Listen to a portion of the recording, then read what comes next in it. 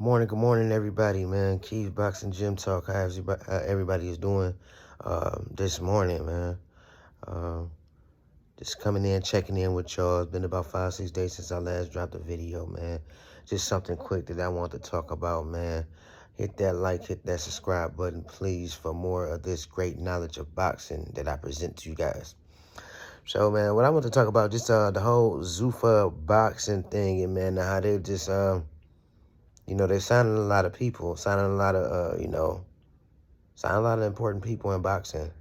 Edgar Berlanga, Jay Apatow, which I had talked about like last month about, his situation, about how the IBF, stripped him of his IBF title.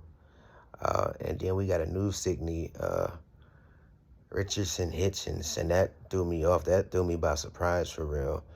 And he also vacated the title, and he's moving up to 147 pounds.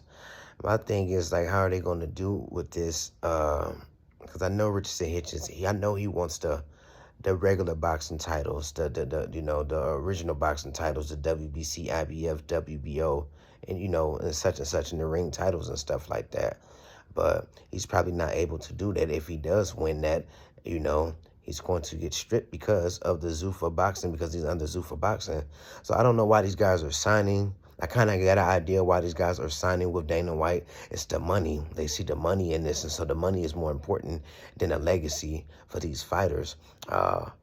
And I think Dana White is robbing them from that, because he knows that. He knows deep inside that this Zuffa boxing thing was going to start a whole bunch of controversy. He see that these other belt organizations, the IBF, WBC, et cetera, are all stripping their fighters because they're going with Zuffa boxing. They don't want nothing to do with Zuffa boxing.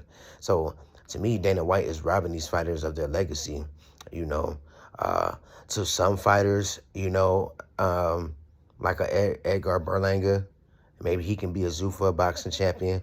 I don't see him being a champion in the other 4 belt organizations. We could say Fire with the Ring magazine. I just don't see him as a serious contender. He's a great power puncher, but, he loses focus and he gets hit a lot and he gets knocked down a lot and he got stopped. He got stopped viciously, brutally in his last fight. So maybe this is a chance for him to win a championship if the boxing world, the public, and people like us consider the Zuffa boxing belt a championship for real. I don't know what the Richardson Hitchens thing. Like I said, he was the IBF champion. He vacated.